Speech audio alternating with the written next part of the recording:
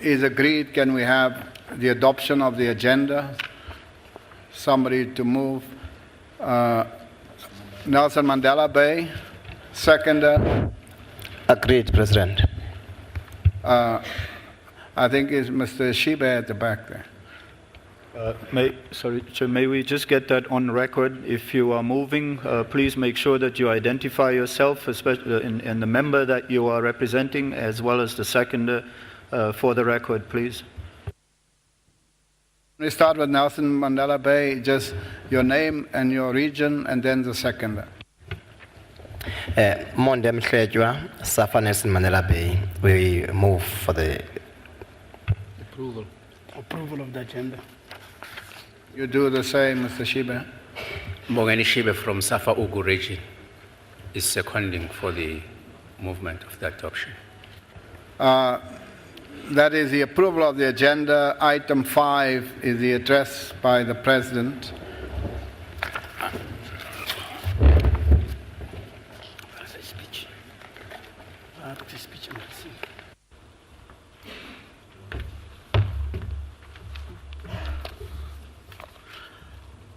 I already acknowledged the presence of all of us this morning, and I'm not going to do that again. I just want to acknowledge the presence of, we have the Secretary General of SATU present, Mr.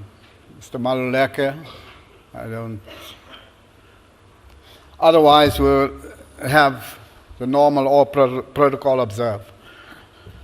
It is a real honor to stand here and address the SAFA family and our honored guests on this auspicious occasion, the first annual Congress for the African Football Association following the election of the present National Executive.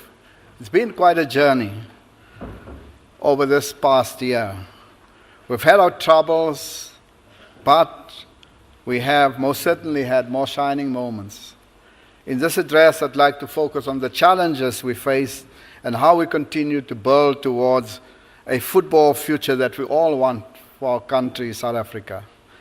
SAFA is a custodian of football in South Africa, and we are committed to ensuring that we nurture this, our beloved sport. We need to turn our dreams into reality. The new National Executive members agreed that our mandate broadly is to develop, rebuild, reconstruct football in South Africa. We will therefore strive to enhance, sustain success at all levels of international participation, achieve financial stability, deliver an efficient administration, as well as to build a new brand image for South African football. The fulfillment of this mandate is focused on the fact that our organization is a broad-based grassroots structure, and we need to work with the grassroots structure to turn that dream into reality. Our organizations and visions, business model is based on the principle of transparency, accountability, moral and ethical conduct.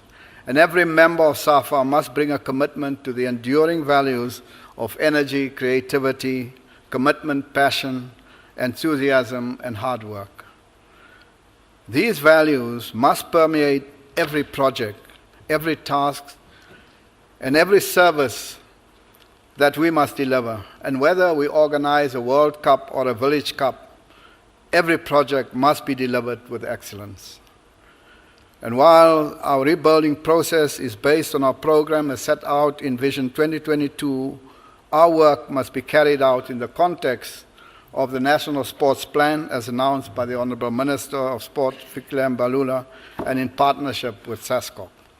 Vision 2022 must further carry the brand values of our nation: innovation, Ubuntu, competitiveness, sustainability, realness, possibility, determination, diversity, and humility.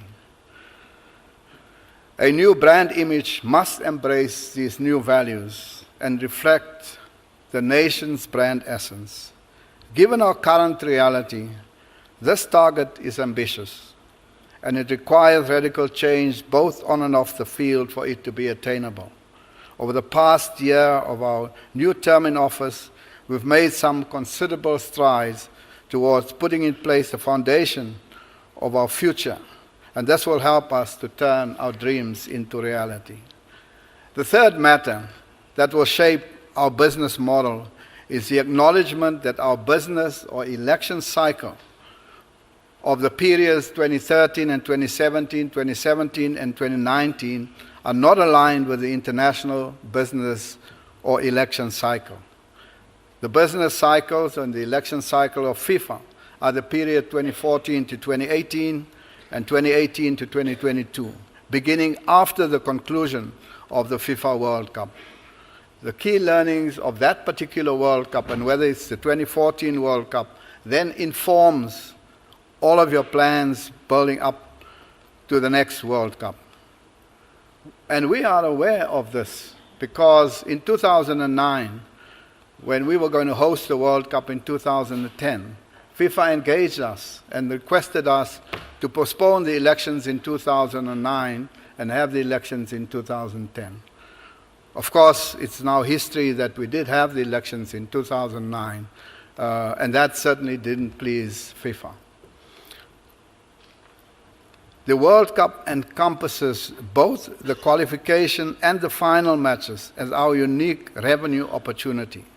We therefore need to align our business cycle with our competition cycle.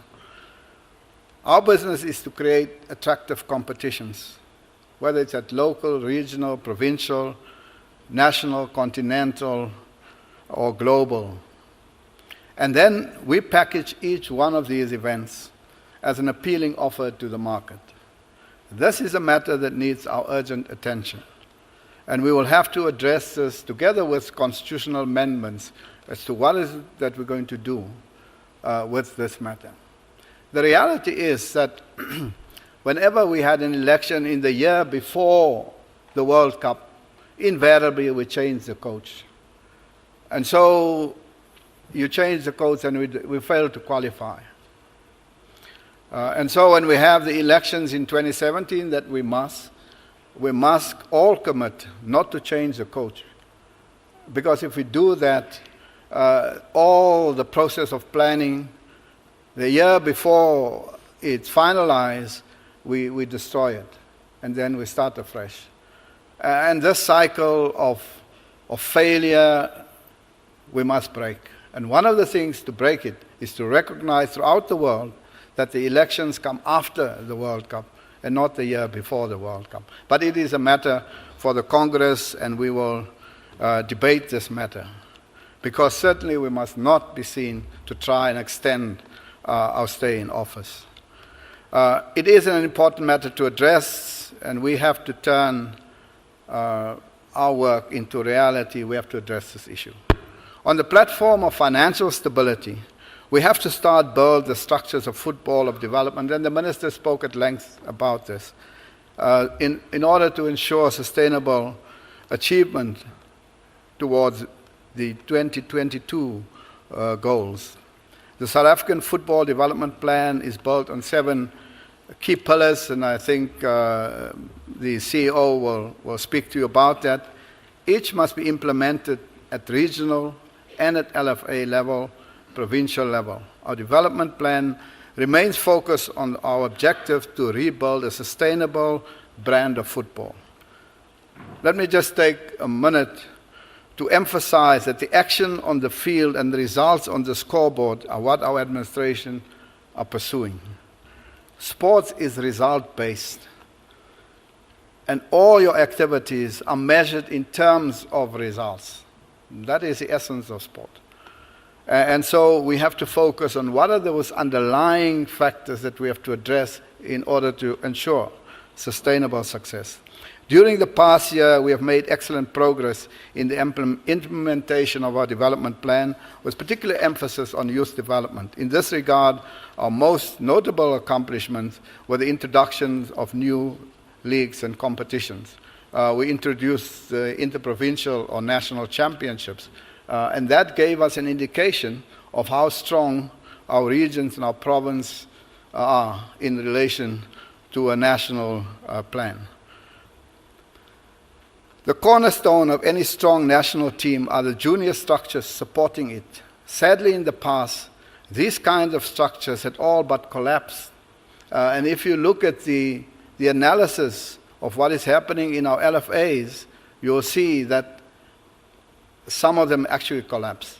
And we have to recognize that we have to rebuild from grassroots up. We will leave no stone unturned in earthing talent from every corner of our country. The under-13 and under-15 national leagues, the championships with boys and girls are up and running, and in most of the 52 regions. I'd like to point out that women's football too requires a stronger focus. In women's football, we have the SASO League, and then we have the national team. We need a national competition for women to support our women's national team. And that is a focus now, to make sure that we have a national league for women's football. And that will link us into our national team for women's football. We have concluded highly successful under-17 and under-19 national championships. We're able to identify players from various national teams. More recently, we hosted the under-19 international football tournament in Durban, where our players gained valuable international experience.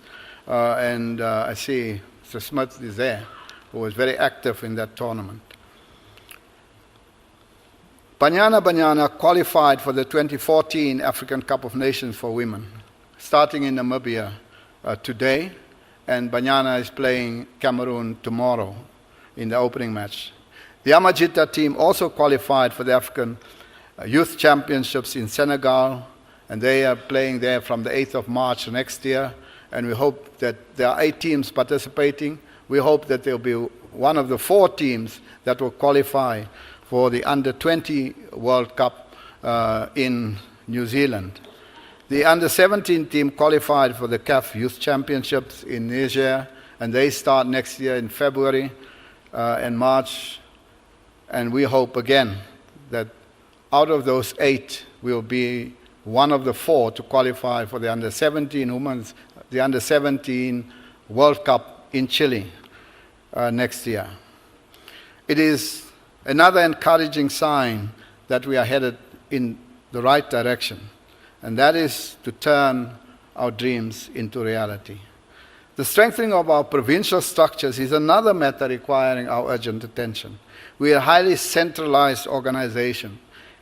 Every activity, from match fixtures, club registration, match appointments, revenue correction, payments, development, rewards, disciplinary actions, these are all controlled from our headquarters. And this creates a headquarters that is clearly overburdened and as a consequence appears to be inefficient. Almost all national sport federations in this country have strong provincial structures. Currently, our constitution does not afford this kind of empowerment of our provinces. Our provincial structures have no office, no direct elected officials, no business plans, no logos, no emblems, no resources, no structures of development. We need to establish this fully functioning office over the next financial period, 2014-15. Empowered provinces are directly tied to our development plans and success. Players will greatly benefit from these improved and efficient administrative systems and infrastructure development. For the provinces, these include provincial headquarters, constitutional powers, offices, furniture, vehicles. We have provincial secretaries who have got no cars. We have to address that problem. Competitions, referees, coaches, provincial development plans, budgets, funding, academies. These are the things that we ask each and every province, go into a workshop, a Lahotla, in Daba, whatever you call it, and bring the plan and the budget. Only 2 has done that, and we are still waiting for the provinces. We have to be serious about this matter, and so we call on the provincial reps and the regions in the province to call those Indabas as soon as possible. Limpopo and Mpumalanga just said that the other day, Northern Cape had theirs, and we are still waiting for the others. These matters must be considered at the proposed provincial indabas, and the outcome of these workshops must be forwarded to the national office to collate all of this and then give legs to Vision 2022. Vision 2022 cannot be a plan that's stuck at national office.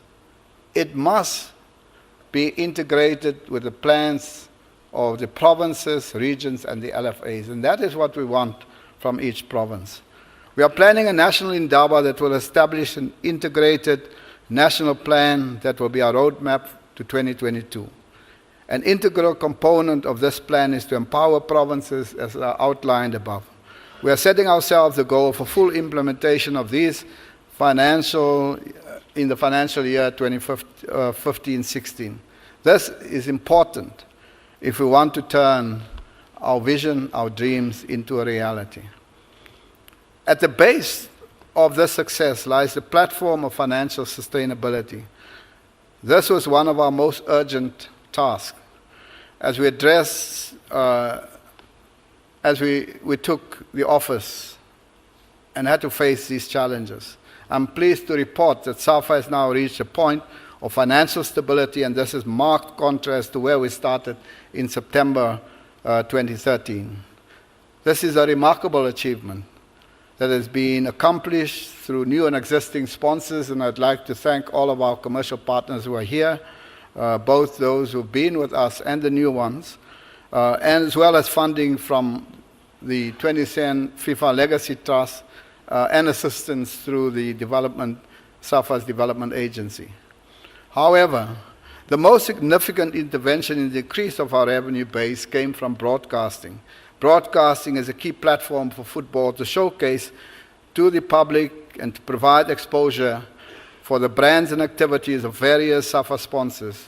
Broadcasting, therefore, is a critical strategic area for SAFA and is the biggest source of revenue. This has been a point of contention for us as football, because for too long we've been the only sport that was held to very stringent requirement of being aired on free-to-air station as a sport of national importance. While flattered by the unspoken understanding that this label seemingly only applies to football, it has made broadcast revenue a very difficult revenue stream for us to capitalize on.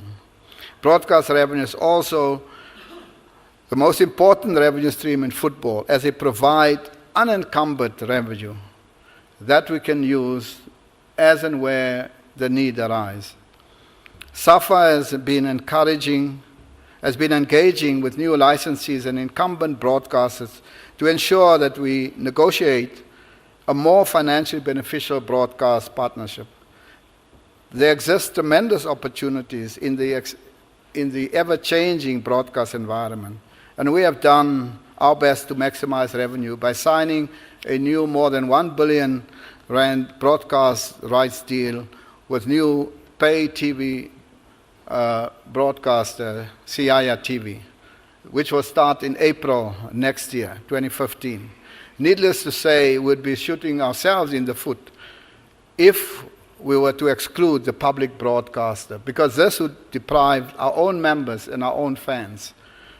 Hence, we are currently talking to the national public broadcaster and bring them on board in this deal. In the meantime, we've taken a big step in turning the tables on the past discrepancies that still exist and where football broadcasting rights have been undervalued for far too long. We need a strong financial base to turn our vision into a reality. Allow me also to take the opportunity to welcome our new coaches to the association. Although not falling strictly in the period under review, the appointment of our new Bafana coach came under extreme media speculation for some months prior to the announcement of Ephraim Sheikhs Mashaba, a tried and trusted stalwart of SAFA, having coached Bafana in 2002 to 2004, steering the national under-20 and 23 teams to both the Olympics in Sydney in 2000, the under-20 team 1997 in Malaysia, the World Cup. He has taken over the reins of Bafana, but remains a short while with his beloved Amajita until they toppled Cameroon to qualify for the African Youth Championships in Senegal next year. I've not seen such a lot of energy being generated over the appointment of a national team coach. And it carried on for more than 1.5 months. I have never seen such a discussion. And of course, every week a new coach was appointed. And they gave good reasons why they decided to appoint that particular coach. But what I can say that Sheikh's selection was a unanimous choice of the SAFA executive. And we welcome his proven track record and his reputation as a passionate, inspirational taskmaster. Second coach we appointed was Vera Pauw, who came to us as a former Dutch international who played professionally in Italy and was coached in Scotland, the Dutch team, as well as the Russian women's national team. Under her charge, Banyana remained unbeaten in a string of international against Cameroon, Botswana, Zimbabwe, Namibia, Zambia, Tanzania, and the last match, of course, against Cote d'Ivoire. Tomorrow, Vera is leading Banyana against Cameroon in the opening match in the 9th edition of the African Women's Championships in Windhoek. After finishing runners-up 3 times in Africa's biggest tournament for women, we wish our ladies success, as they rightly deserve in their quest for their first continental crown and their place in the World Cup in Canada in 2015. Molefi Ntseki, our under-17 coach, has achieved encouraging results by beating Egypt in Cairo to qualify for the under-17 Youth Championships in Niger. Our vision depends on successful junior teams for it to become a reality. Last year, Bafana gave the newly elected SAFA leadership a massive boost by winning 1-0 against the reigning and European champions at that time, Spain. This landmark victory symbolized a new spirit at SAFA as we embarked on a quest to reinvigorate the association. When we elected to the executive a year ago, we knew things had to change fundamentally. We decided to start with a clean slate and write a new chapter in the association's destiny and history. Core to our future success is a concrete commitment to development at youth level, and in this regard, we have moved forward in leaps and bounds, due in large to the continued support of our existing sponsors and the addition of several new sponsors. I graciously welcome our new sponsors and the injection that it brings to incentivize our youth. Our venture into football will pioneer new avenues for other corporates to follow, and I encourage them wholeheartedly to do so. There is no greater satisfaction than to come on board early and be able to witness and take part in the journey that will ultimately come to the fruition in the elevation of our senior national team onto the world stage. The past year has been a difficult and painful one for all South Africans, and the passing of our beloved anti-apartheid icon and former leader. It is important, however, never to lose sight of who the man was and what he stood for. Madiba was not a quitter and was not after easy challenges. He set himself the very highest goals and pursued the goals against all adversity. He did it with integrity and with a view of a bigger vision and goal. All of us at SAFA must emulate his stamina, his fortitude, as we bring forth a new era for football in our country. He gifted his Madiba magic to all of us, in particular to those of us in the football fraternity. And we must now be the custodians of that gift, ensuring that his magic lives on in our work and our efforts, both on and off the field. This can be the greatest tribute we paid to a man who will endure as perhaps the greatest humanitarian of our time. And so our hard work must continue, and I'm privileged to have the backing of a vulnerable group of people with me. My sincere gratitude to the fantastic support of our Vice Presidents, Elvis Chisana, Lucas, the Chairman of the National Soccer of SAFA, Dr. Ivan Koza, members of the National Executive, the CEO of SAFA, the CEO of Development Agency, and Joe Karim from the 2010 FIFA Legacy Trust, together with all the staff members of SAFA. I think the show that we saw this morning and this Congress demonstrate that when you have a team together and working hard, we can achieve success. And I want to say thank you to the administration for a wonderful AGM thus far. My heartfelt thanks also goes to the South African government and the Minister of Sport and Recreation, the Parliamentary Committee, as well as SASCOC, and in particular its President, Sir Gideon Sam, for their continued encouragement and support. Executive delegations from SAFA regularly briefed the Portfolio Committee in Sport on a variety of issues, and we've been there to brief them on the CIA matter, on the match-fixing matter, and we'll continue to brief them on these issues. We embrace this open and transparent engagement and hope that these will continue and will be mutually productive exercises. As leaders, we know that it takes a team to turn a dream into reality. We have a fantastic team at SAFA. We will turn our vision, our dreams into reality. I thank you.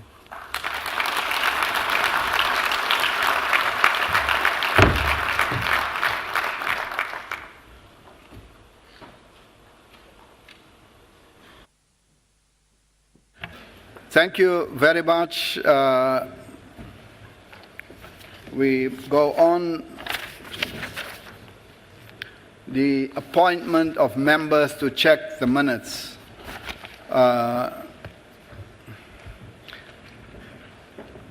Is there somebody to nominate 3 persons to check the minutes? Do you have the name? Okay. President, I would want just to remind members, these minutes must go out within 30 days of this Congress. We will have these minutes ready within the next week or week and a half, along with the transcript, and we will send the minutes and the transcript to those members, and we would ask those members to turn it around for us within 7 days. So we would really want for those who are available and willing and able to do that, to please just assist us to make sure that these minutes go out within the next 30 days, as we have done last year. Nominations? Yes. Mr. Smith. Thank you, President. I would like to nominate Safa Ugu. Safa Ugu is nominated. Yes. Thank you. Seconder.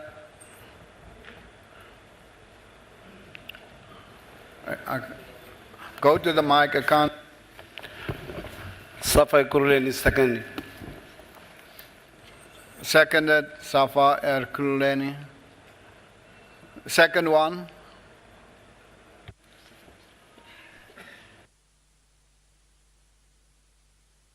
I think it's West Rand.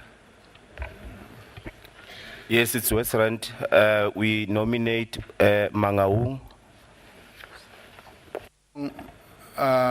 Is nominated by West Rand. Seconder.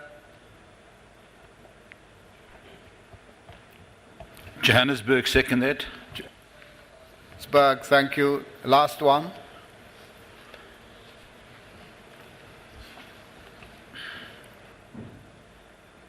It's either you just put your finger on the mic and speak. Okay. Safa Cape Winelands would like to nominate Safa Cape Town. Nominated by Cape Winelands. Seconder. Safa Central Karoo wants to second. Central Karoo seconds. Thank you. We have our 3 persons to check the minutes. can we go to the next item, appointment of scrutineers? These people will count in case there's a vote.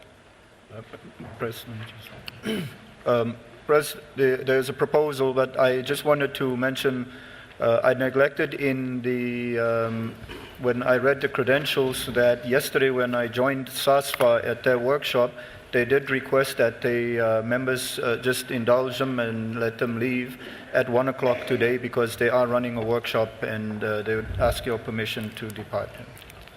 All right, SASFA is asked to be excused from the meeting at this point.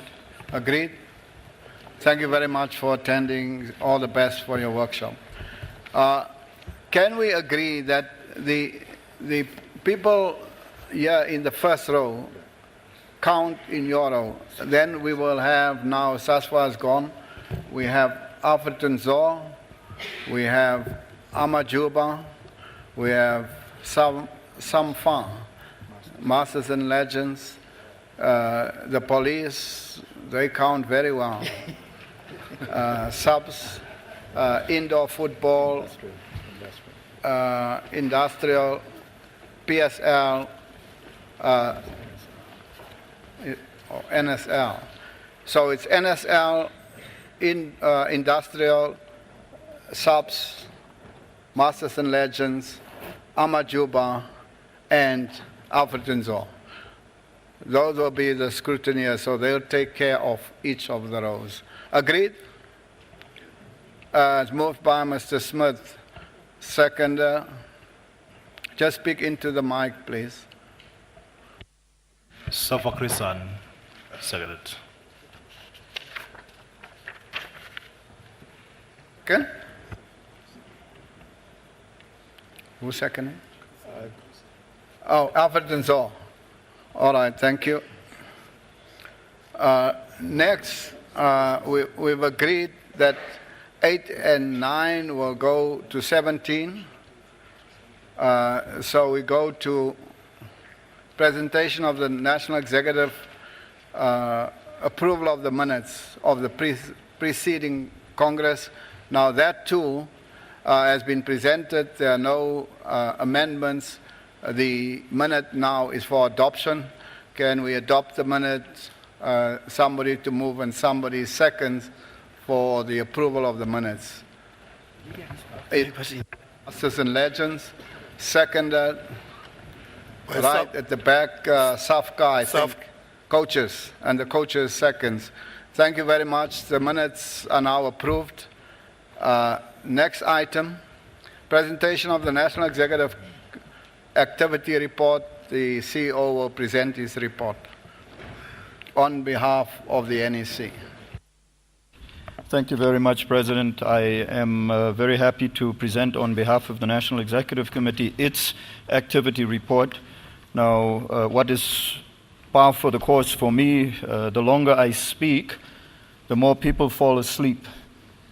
So I want to just ask members, after this, I just want to do a short acknowledgement and then ask members to just train your eyes on the screens. We will do a video presentation to you. But before we get to that, I really would want to acknowledge here today by name our sponsors. The President has already thanked them, and I think it wouldn't be wrong of us to just emphasize the importance of our sponsors and the role that they played in this past year in helping our football to grow and allowing us to do what we needed to do over this past year.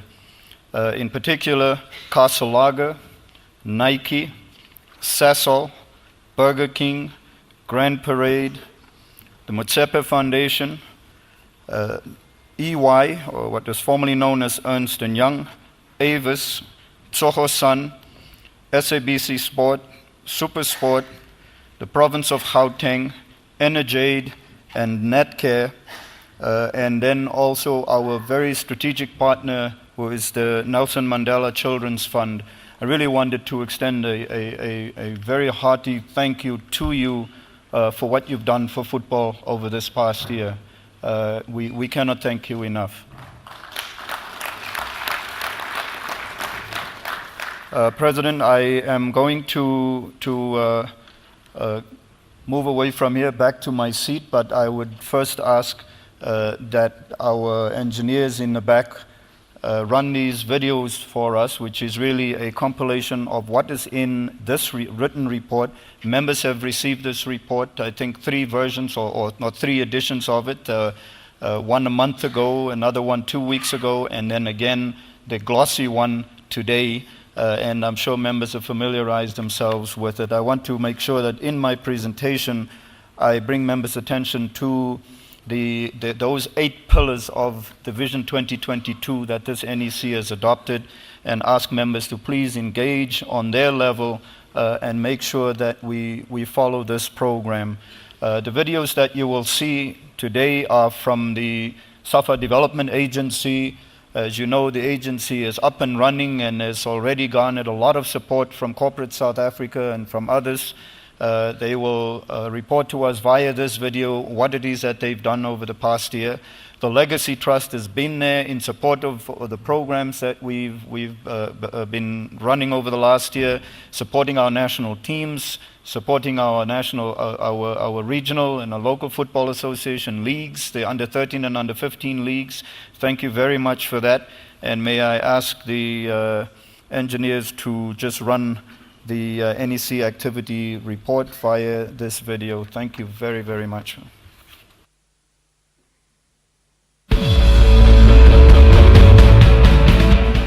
Over the past 12 months, the SAFA Development Agency, under the leadership of its chairperson, Dr. Danny Jordaan, has been slowly going about putting in place the building blocks of our ambitious Vision 2022 football development plan. The goal? Always top 3 in Africa and top 20 in the world for all our national teams. In the short video, we want to share with you some of the successes that we've had over the past year, introduce you to some of our key stakeholders, and outline some of our grand plans for the future. Of course, this is about football, but it's about much more than that. It's about transforming the lives of millions of young people throughout the country. That's why we coined the slogan, changing football, changing the nation. Well, I think everybody agrees that finding bridges for young people to enter society is vital. Soccer is the thing that people love. Yours is the largest membership-based organization in the country. You're doing something every weekend that people want to do. So it's, to me, the obvious place to start. Feedback we've had from our team has been very positive. It's also inspired our workforce to not just sit back and watch what's happening, but to get involved. So we've had very good feedback.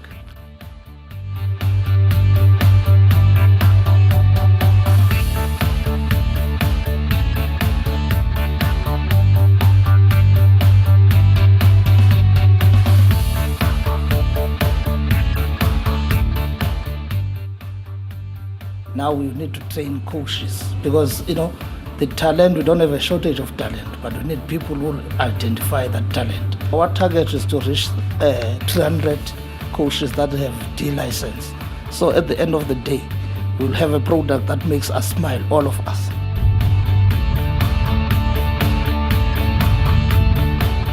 As soon as you have a ball in a place like Khayelitsha, for example, you have immediately 20 friends around you.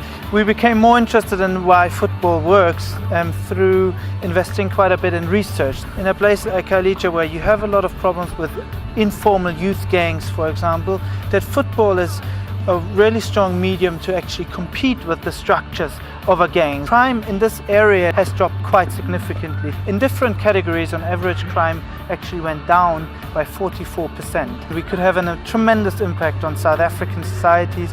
I'm the Fair Play Football Manager at Amangaradio Football. We train young people who come in here through football. We give them life skills as well. Most of the life skills are really aimed at addressing those kind of things and how they can be better people in their social context. It's not because we don't have the talent. The talent is there. There's an abundance of talent in this country. And I think football is the only vehicle to address